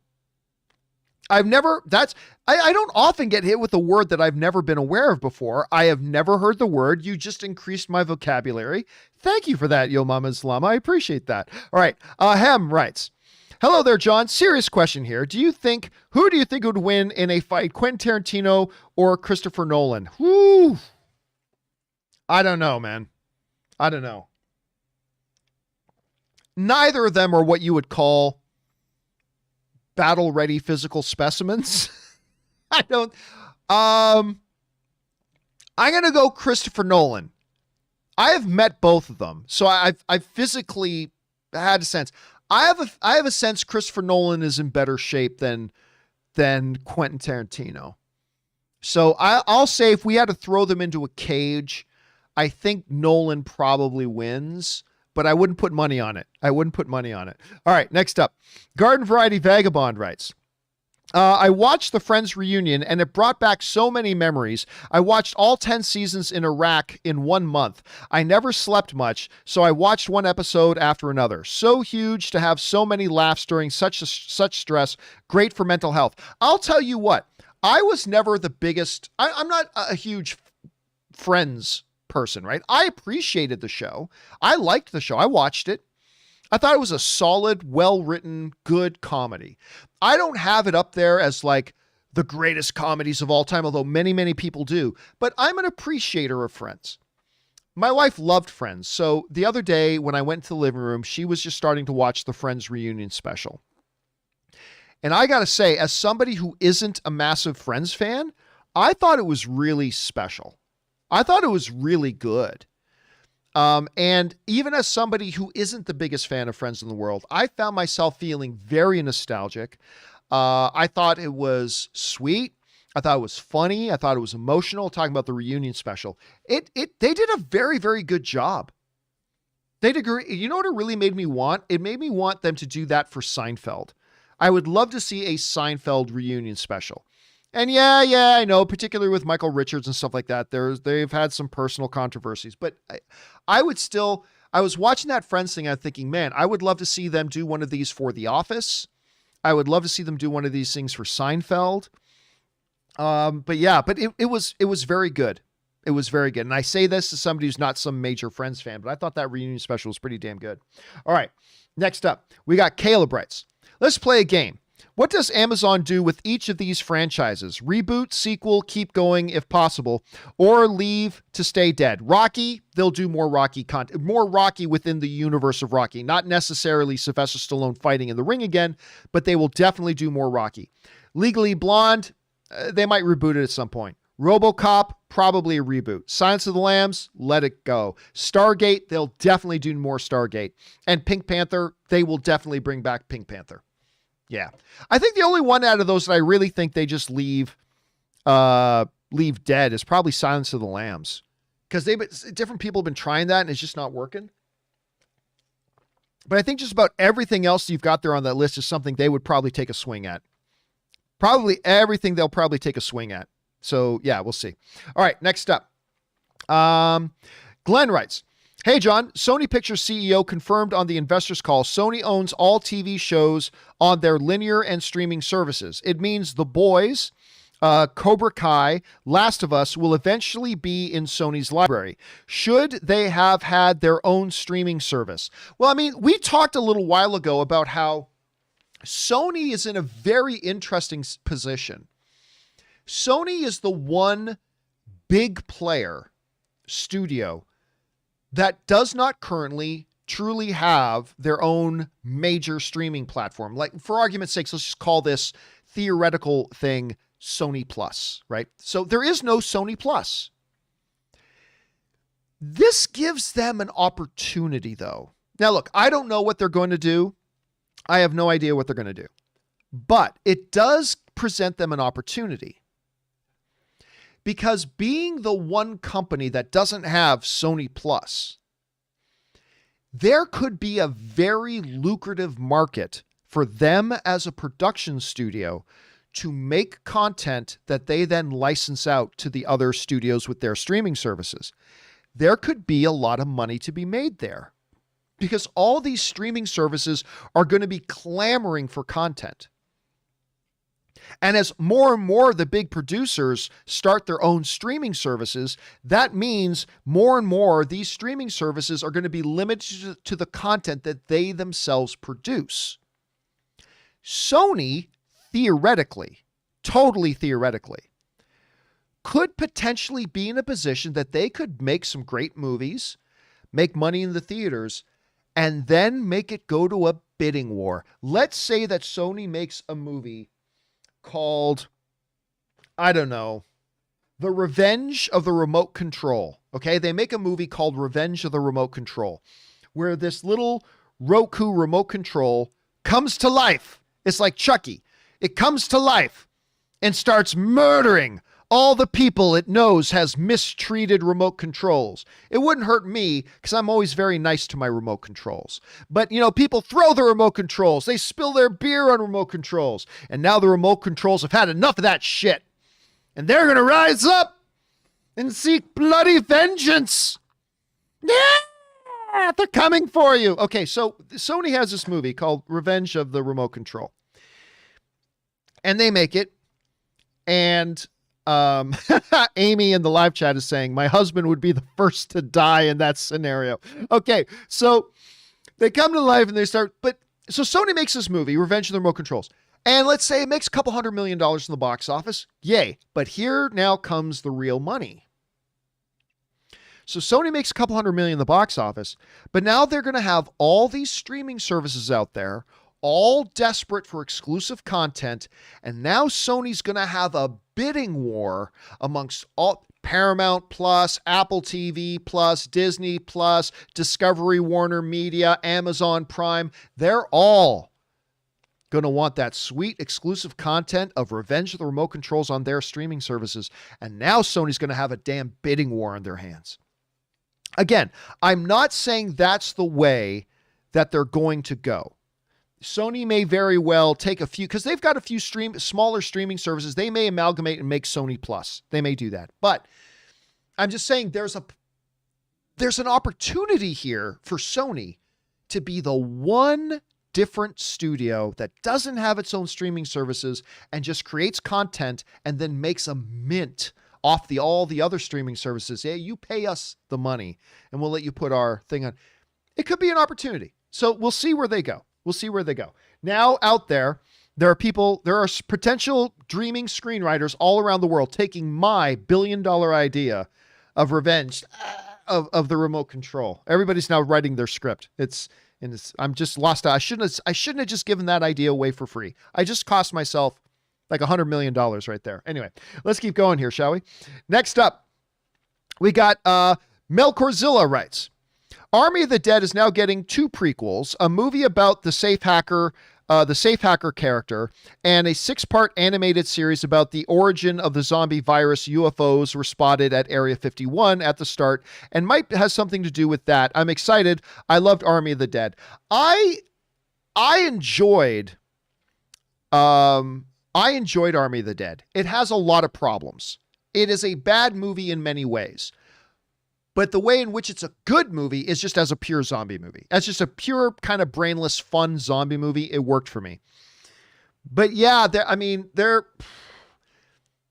has its problems. It does. Now, it's important to understand, though, that even before Army of the Dead came out, it had already had those deals in place.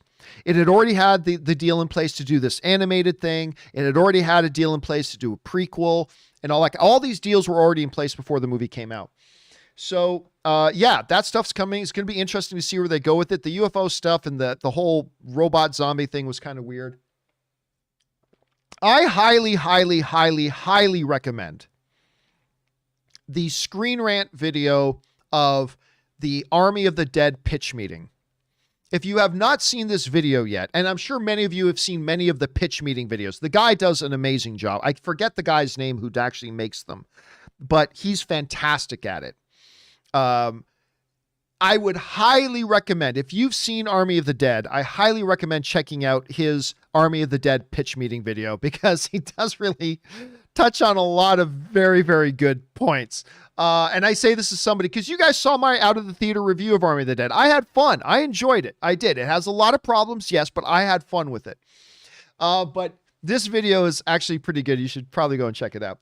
All right, next up. We've got Tim Tracy. I'm going to take these headphones off now. Tim Tracy writes, 1 of 2. Greetings from PA. I'm assuming PA is Pennsylvania.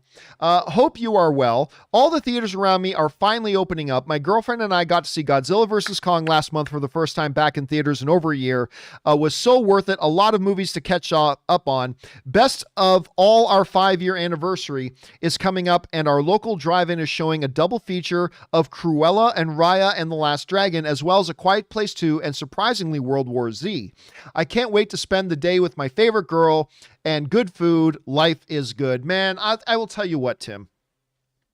The whole thing of us being able to get back to movie theaters and getting back into our routines and all that kind of stuff has just been great. And even now, like yesterday, when I went to the movie theaters to go see A Quiet Place Part 2, it still hits me so hard, the awesomeness and the privilege of being able to walk into a movie theater, and our theater was filled to capacity. I mean, it still has limited capacity, but all seats that were available were sold for Quiet Place Part 2 yesterday. I don't know if it was like that where you were, and just being able to do that, and the drive-in has been a fun experience for a lot of people too. So Tim, I'm excited. That double feature, listen, a World War Z and Quiet Place 2 double feature drive-in, that actually sounds like a lot of fun.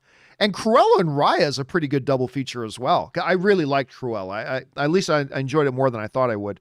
So anyway, good on you, man, and I hope you have a great time doing that. All right, next up. And this will be our final question of the day, guys. Jordan Risley writes, John, have you ever watched an episode of The Outlander? I never have.